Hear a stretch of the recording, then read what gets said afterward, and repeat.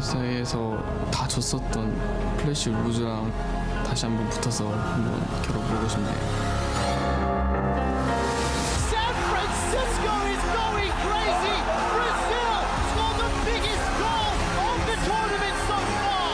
They're taking down the LPL and Brazil has done it!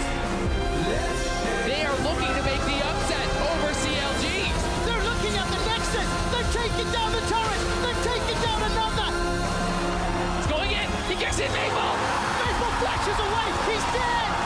And Cloud9, they don't give up! They don't surrender! And they take down Flash Wolves!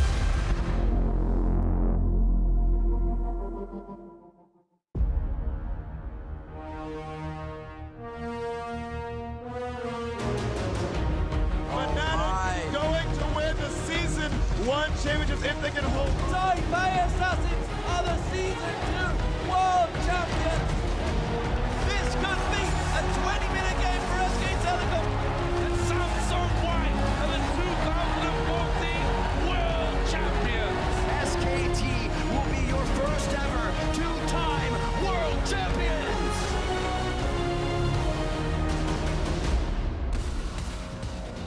The fourth day of group stage action is about to unfold here live at the Bill Graham Civic Auditorium in San Francisco, California, and fans are here in droves to support the 16 teams striving to be the best in the world. And as yesterday, there's no shortage of energy or fandom in this building as fans will be driving their teams, cheering them on to the end of the first round robin here in the group stages. INTZ shown here making their way into the arena to do battle with AHQ. Westdoor going to be back in the lineup for AHQ today. And of course, fans in Chengdu, China are going wild for their teams, EDG and IMA, for them to cheer on today. Hello, everyone. Welcome. I'm James Dash Patterson, and joining me on the analyst desk are Clement Chu, Alberto Crums Rengifo, and Joshua Jat-Leesman. We conclude our first round robin, week 1 here. How are we feeling today, gentlemen? I'm feeling like we're roughly 3/8 of the way through the group stage as a whole. That feels like a very accurate assessment of where we are right now. How about everybody else? I mean, I'm really excited to see the final day of the first round robin just because it has so many little implications for the teams to kind of show their little niche on the meta and really show that they've actually improved and not just regressed. It'll give us maybe somewhat of a complete picture having had all the teams play each other. Now that we've had a good look at all of our international competitors, though, we can really dive into some tournament trends as they develop. Yeah, and we've had a bunch of fun jumping to conclusions about all the strength of all the teams, and it feels like everyone can beat anyone else. But when you look at the regional averages, actually, the Korean teams are 6-1 still, by far the most dominant region still. So while there is a lot of craziness, we still have that cream of the crop at the top. And if you're looking at the bottom of the table, there's still 3 teams without wins in Flash Wolves, G2, and Splice. And surprise, none of those are wildcard teams. 2 of those actually were their first seeds from their region. We're looking at here is the Flash Wolves. I think they have to be really, really disappointed in themselves. They're looking back at this week and thinking we should have gone 2-0 right here instead of 0-2. Flash Wolves in particular have been ahead in the game more than any other team in the tournament, save for SKT. So they've been winning for a long time in most of these games and have to be really disappointed to be 0-2 right now. Yeah, struggling to get those wins under their belt. Flash Wolves certainly expected to do a lot more damage here in the first week of group stages, but you contrast that with what might be now our new favorites in SKT. And SKT has been looking so good. They came into the tournament, we're a little bit worried about how well they're going to be doing, but they're looking crisp. Their actual execution and ability to snowball games is the best one we've seen so far. And if they can keep this up to date, these guys might look like a very strong case for a 3-time world champion. And if you look at where they've improved, it has to be the jungler position. They're firing off on both their junglers. Bengi and Blank are both playing. Blank yesterday said he's comfortable on the Nidalee, which has traditionally been one of his weaker picks now. And if you look at Faker, 2 player of the games, he's really leading his team, bodying Jensen and then just bodying another mid laner. And as we talk about Nidalee, we got to talk about the early game jungle pool. Right now, it seems like teams have kind of taken an approach to pinch that jungle and make sure that teams don't have the ability to pressure the map early. And we've seen the rise of the likes of Skarner and Olaf kind of make their way. Skarner 2-0, undefeated. Maybe 3-0, actually not entirely sure about that. Olaf has been having a lot of success. His early game prowess has been pretty much unrivaled. It seems like a lot of the teams have no experience playing against this champion, and his snowballing out of control in these games. Yeah, but on that note, Aurelion Sol has been re-enabled and is available to be picked right off the bat.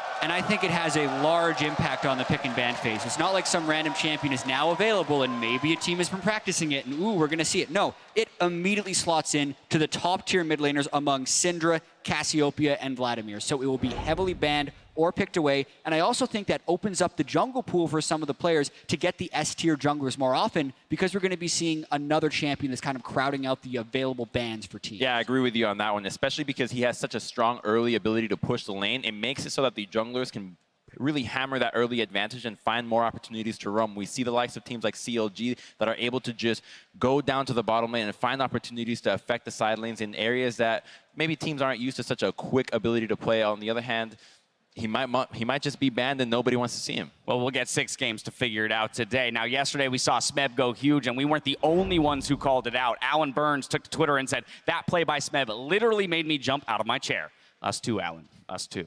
Yeah, I think that play was amazing.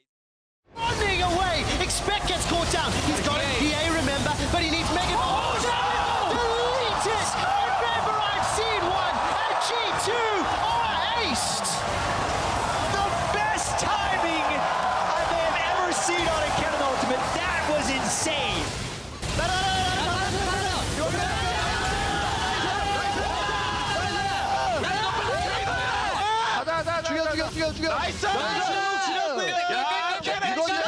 And the nastiest thing about that play is that they actually couldn't even flash out. They were silenced by Gorilla the entire time, so they just had to sit there and take the Kennen ulti, which was just beautiful to watch. I mean, that win for them yesterday really was a team effort. Prey playing well, keeping them in the game. And then we had Pino with that huge steal. That allows Smeb to make this play set up by Koro in that silence, of course, as you mentioned. So now remember to hit us up at LoL Esports using the hashtag World's Big Plays and call out your favorite moments from Worlds 2016. But of course, as we turn towards today's games, let's check out the standings heading in to Day 4. ROX Tigers lead Group A at 2-0. Defending champions SK Telecom T1 remain on top of Group B. Group C stands in a 4-way tie. Also neck and neck, Group D has 3 teams vying for that top spot. Today, 3 of our groups are back in action, beginning at Group C. The LMS's AHQ battles Brazil's INTZ kicking things off, followed by EDG versus H2K. Next is Group A. Albus Nox Luna take on European champions G2, followed by CLG versus the ROX Tigers. Finally, Group B takes to the stage with 2-time world champions SK Telecom T1 versus the Flash Wolves.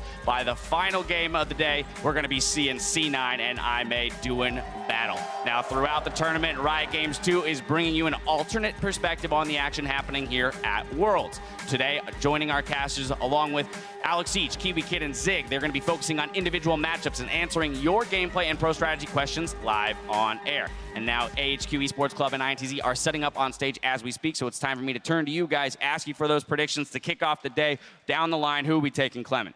I have to go with my own region. I think AHQ is going to win here. If you look at the best players on these teams, it's Ziv against Yang. And I think Ziv has just been so much more of a monster. 40% of his team's damage, he can take a lot of punches, and he can throw a lot back. All right, zeroing in on the top lane matchup, what's the key for you, Crumbs? Well, you know, the tournament has had so many wild things so far, as we were talking about earlier, and one of those is the intangible, the things that are happening that we don't really know how to actually measure those, the sickness of the players, the ability to play as underdogs or with those nerves, and I think that INTZ benefits a lot from that, especially now that their kind of expectations have been lowered. I think that that's a greater opportunity for them to strike back. So I think that INTZ actually has a decent shot at actually taking this, even though Mountain and AHQ have looked somewhat decent. So you're going with INTZ as well? Yes, I'm going with INTZ.